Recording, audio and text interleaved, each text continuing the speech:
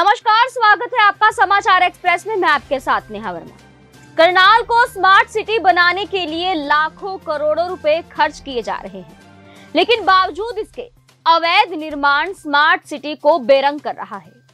यहां आपको बता दें कि करनाल में हुड्डा विभाग, जिसे अब हरियाणा शहरी विकास प्राधिकरण कहा जाता है, उसकी अरबों रुपए की जमीन पर अवैध कब्जे हुए हैं।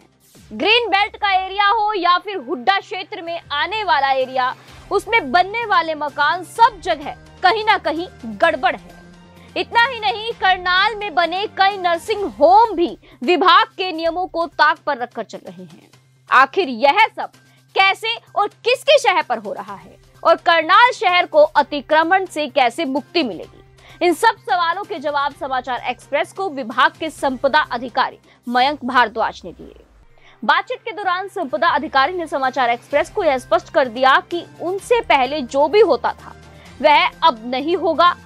अब देखना यह होगा कि मयंक भारद्वाज अपने बयानों पर कितना खरा उतरते हैं। सुनिए समाचार एक्सप्रेस के संवाददाता तरुण मदान से बातचीत में मयंक भारद्वाज ने क्या कुछ कहा। दोस्तों, मैं हूं तरुण मदान और आप इस समय देख रहे समाचार एक्सप्रेस में। आपको बता दूं कि इस समय मौजूद हूं करनाल के सेक्टर 12 स्थित HSVP के कार्यालय में, यानी कि हरियाणा शहरी विकास प्राधिकरण के कार्यालय में। और इस समय मेरे साथ बात करने के लिए मौजूद हैं इस विभाग के यानी कि estate officer mister Mayank Bhardwaj ji. मैं आपको बता दूं, कुछ दिन पहले ही इन्होंने करनाल में कार्यभार संभाला है। अब इनसे हम कुछ सवालों का जवाब जानना चाहेंगे भी किस तरह से वो करनाल के जो हुड्डा की जो लैंड है उसको कैसे वो एनक्रोचमेंट से फ्री करवाएंगे, या कैसे एनक्रोचमेंट मुक्त करवाएंगे, कैसे अतिक्रमण मुक्त करवाएंगे। इसके लिए इनका क्या प्लान रहेगा, क्या एक्शन प्लान रहेगा, और ऐसे लोग जो कि इस डिपार्टमेंट को बदनाम करने पर जुटे हैं उनके खिलाफ क्या कार्रवाई अमल में लाई जाएगी। इन सब बातों का हम इनसे बेबाकी से जवाब जानना चाहेंगे। सर, सबसे पहले आपका स्वागत है मयंक जी समाचार एक्सप्रेस के चैनल में।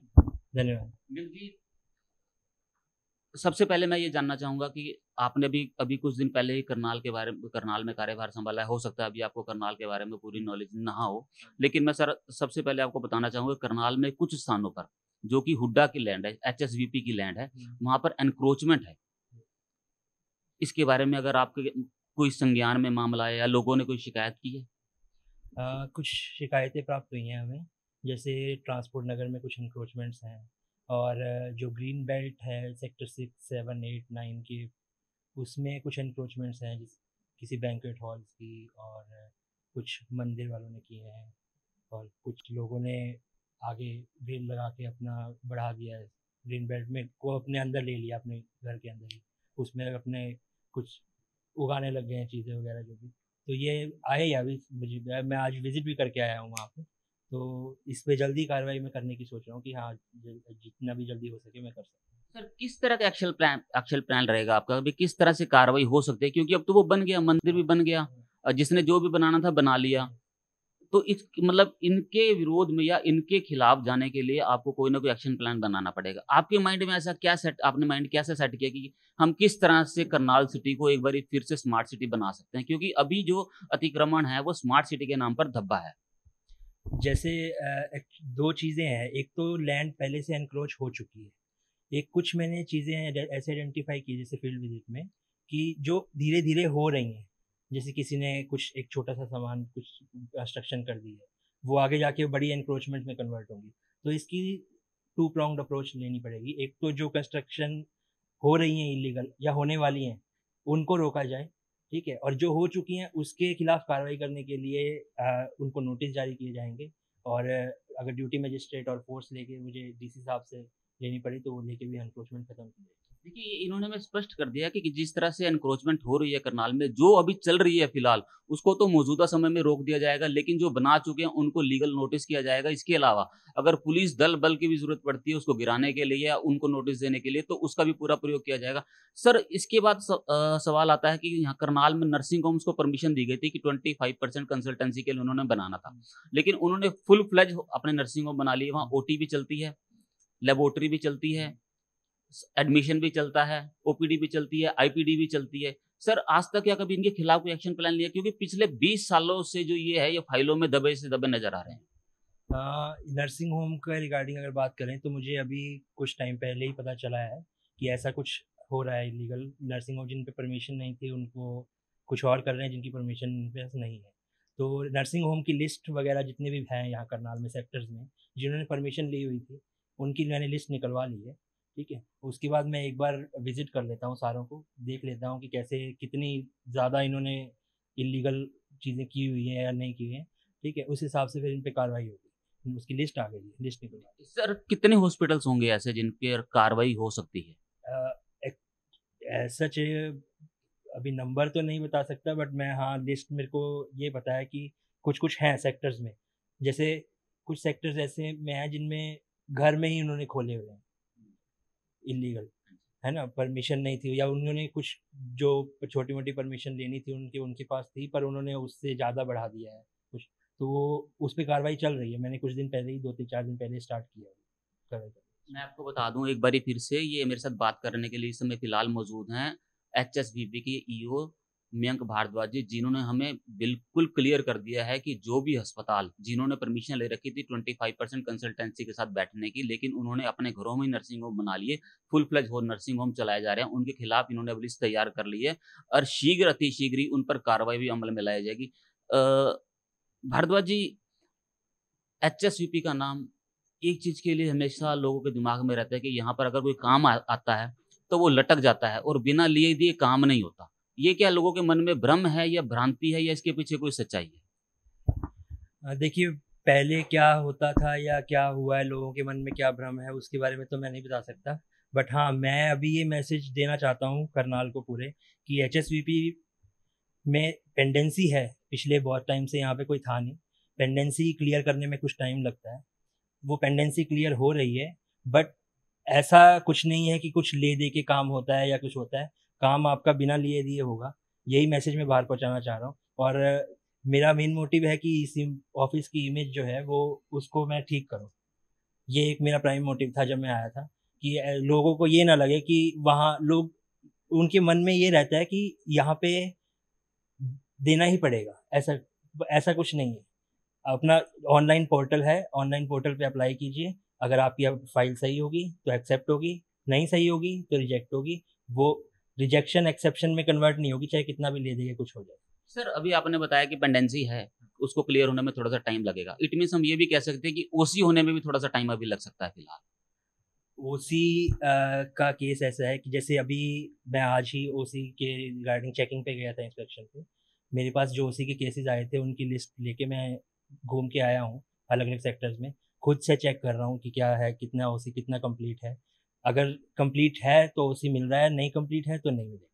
देखिए मैं आपको फिर से बता दूं कि इनका ये भी कहना है कि आप ऑनलाइन पोर्टल पे अप्लाई कर सकते हैं। अगर आपकी फाइल सही है तो वो एक्सेप्ट हो जाएगी, रिजेक्ट नहीं होगी। और इसके अलावा अगर किसी के मन में यह डाउट है कि वो ले दे के रिजेक्शन को एक्सेप्शन में बदल देंगे, तो वो उनके मन में गलतफहमी है, वो इस गलतफहमी को मन से निकाल दें। सर करनाल के विभिन्न स्थानों पर अगर हम बात करें, मेरठ रोड की, सेक्टर 4 की, सेक्टर 5 की, सेक्टर 32 की, सेक्टर 33 की, इन स्थानों पर लोगों ने कई जगह पर एनक्रोचमेंट कर रखे। कई लोगों ने अपना सामान डाला हुआ, इवन की लोगों ने वहां पर अपना ईंट, रोड़ा, पत्थर, बजरी यहाँ तक गया हुआ है। और इतना ही नहीं, अगर हमने जब उस मौके का मुआयना किया तो हमें ये जवाब सुनने को मिला था कि आपने जो करना है वो कर लो, हमारी सेटिंग है डिपार्टमेंट के साथ। और उसमें डिपार्टमेंट, हम किसी का नाम नहीं लेना चाहते, डिपार्टमेंट के बंदे का वो नाम लेते हैं। उनका कहना है कि हमारे उनके साथ सेटिंग है, आप जो करना हो कर लो। क्या ये, क्योंकि इसी चीज को लेकर लोगों के मन में डर रहता है, वो इसी चक्कर में यहाँ के सीढ़ियां नहीं चढ़ते। देखिए, जो भी सेटिंग है कैसी भी है मुझे नहीं पता इस बारे में। बट हाँ, मैं ये बताना चाहता हूँ कि जो भी सेटिंग अगर कुछ होगी भी तो वो सब नहीं है अभी प्रेजेंटली, मेरे रहते हुए नहीं चलेगी। ठीक है, वो सेटिंग सारी मैं ख़त्म करूँगा। और अगर सही होगा, एनक्रोचमेंट्स नहीं होंगी तो ठीक है। अगर एनक्रोचमेंट्स होगी तो मैं सेटिंग के बावजूद भी मैं तोड़ूंगा। सर अगर मैं करनाल की जनता की तरफ से अगर आपसे एक सवाल करूं, अभी आपने हमें बेबाकी से जवाब दिया कि आप एनक्रोचमेंट को बिल्कुल भी बर्दाश्त नहीं करेंगे, प्रॉपर कार्रवाई करेंगे, जो भी कार्रवाई बन पड़ती होगी वो करेंगे, किसी भी सूरत में बर्दाश्त नहीं करेंगे। अगर हम अब टाइम पीरियड को लेकर चलें तो इस एनक्रोचमेंट को हटाने में या डिपार्टमेंट के नाम के ऊपर जो धब्बा लग जाता है, इसको मिटाने में आप कितना समय लेना चाहेंगे? देखिए, अगर जो भी जितनी जैसी भी है, अगर छवि मुझे सुधारनी है डिपार्टमेंट की, जैसे भी अगर मान लो बाहर ख़राब है छवि, तो कोशिश मैं रोज़ यही करता हूँ सुबह से शाम तक कि हाँ, ये बाहर मैसेज पहुँचा सकूँ कि हाँ, डिपार्टमेंट में अब काम ट्रांसपेरेंट तरीके से, सही तरीके से हो रहा है। अब वो कितना टाइम लगता है वो नहीं पता है, वो तो जनता जितना जल्दी एक्सेप्ट करेगी कि हाँ सही तरीके से हो रहा है, उतना कम टाइम लगेगा सुधारने में। और बाकी एनक्रोचमेंट्स की बात रही तो बहुत सारी चीज़ें हैं, एनक्रोचमेंट्स हर जगह हैं कुछ ना कुछ।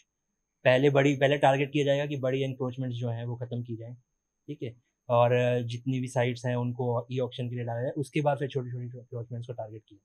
सर लोगों में ये भी सवाल है, लोगों का सवाल है ये भी कि उनकी शिकायतों पर संज्ञान नहीं लिया जाता। अगर लिया जाता है तो बहुत महीनों के बाद, सालों के बाद उनकी शिकायतों पर संज्ञान लिया जाता है, लेकिन कार्रवाई नहीं की जाती। अगर ऐसे कोई शिकायत करते हैं तो क्या हम उनको आपके पास भेज दें, उनकी समस्या का समाधान हो जाएगा? जो भी शिकायत करता है, जिसको भी कोई डिपार्टमेंट से शिकायत है, वो मुझसे बिना हिचक के आके मिल सकता है मेरे ऑफिस में।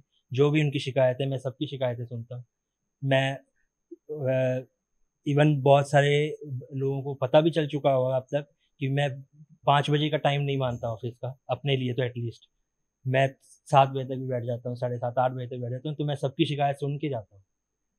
तो जो भी जिसको भी जो शिकायत है वो अपना लेके आए। सर एक मामला आपके संज्ञान में होगा, टेलीफोनिकली हम आपकी और मेरी 2 बार उसके रिगार्डिंग बात हो चुकी है कि सेक्टर 12 में एक घर के अंदर, एक जगह के अंदर जिसने कि किसी और पर्पस के लिए अपने उस जगह को अलॉट करवाया था, लेकिन वहाँ पर कमर्शियल एक्टिविटीज चल रही हैं। आपने कहा था कि मैं विद इन ए वीक या with in a few days मैं फाइल चेक करके रिप्लाई करूंगा। सर उसके अगेंस्ट क्या कार्रवाई अब की जाएगी? एक बार मैं देख लेता हूँ वो कौन सा क्या है, कि आप एक बार मुझे बता दीजिए कौन सी जगह है, और जैसे ही अगर लग रहा है उसमें कुछ बहुत क्रॉस इलीगल चीज़ें चल रही हैं तो मैं उसकी फाइल चेक करके मैं उसको करेक्ट कर सकता हूँ। सर अब आखिरी सवाल, करनाल की जनता को अब आप क्या संदेश देना चाहेंगे? मेरी तरफ से यही संदेश है करनाल की जनता को कि आपके मन में जो भी गलतफहमियां हैं हुड्डा ऑफिस को लेके, या पुराना टाइम पे जैसा भी चलता था वैसा सब कुछ नहीं चल रहा है अभी। यहाँ पे काम बिल्कुल सही तरीके से होगा, और मैं कोशिश कर रहा हूँ पूरा, जितना भी गलत काम पहले हो रहा था ले दे के या जैसा भी हो रहा था वो काम ना हो, और फाइल अगर सही है तो वो निकलेंगी। थोड़ी सी पेंडेंसी है इसलिए थोड़ा सा डिले हो सकता है, बट निकलेंगी अगर फाइल सही है। और अगर फाइल गलत है तो वो चाहे कितना भी जल्दी कर दें, कितना भी कुछ कर लें, फाइल नहीं निकलेगी। तो जो भी काम हो रहा है वो सही हो रहा है, और आपको बाहर किसी से कि ऐसा कांटेक्ट करने की ज़रूरत नहीं है कि कुछ ले दे के निकलवा दें, या बिना लिए दिए कुछ सब काम हो रहा है। आप आइए, अगर आपका थोड़ा डिले हो रहा है काम, आइए मेरे पास ऑफिस में मिलिए, मैं उसी टाइम पे निकाल दूंगा। मैं कोशिश करूंगा कि डिले ना हो, जितनी भी डिलेड फाइल है पुरानी वो मैं निकाल रहा हूँ धीरे धीरे। तो सर आपके ऑफिस के एक व्यक्ति का नाम लिया जाता है बाजार के अंदर कि वो इस डिपार्टमेंट का सर्वा है, उसके बिना पत्ता भी नहीं हिल सकता। जो वो चाहेगा वो होगा, जिसका काम वो चाहेगा वो होगा। इस बारे में क्या आपके संज्ञान में ये मामला है या हमें लोगों ने भ्रमित कर दिया? देखिए ऐसा है, डिपार्टमेंट बहुत बड़ा है, सारे लोग उसमें इम्पोर्टेंट है। मैं हूँ, जो स्टाफ है मेरा ऊपर हेडक्वार्टर पे जो लोग बैठे हैं सभी इम्पोर्टेंट है। ऐसा नहीं है कि कोई एक आदमी इतना इम्पोर्टेंट हो कि उसके बिना पत्ता भी नहीं हिल सकता, ठीक है।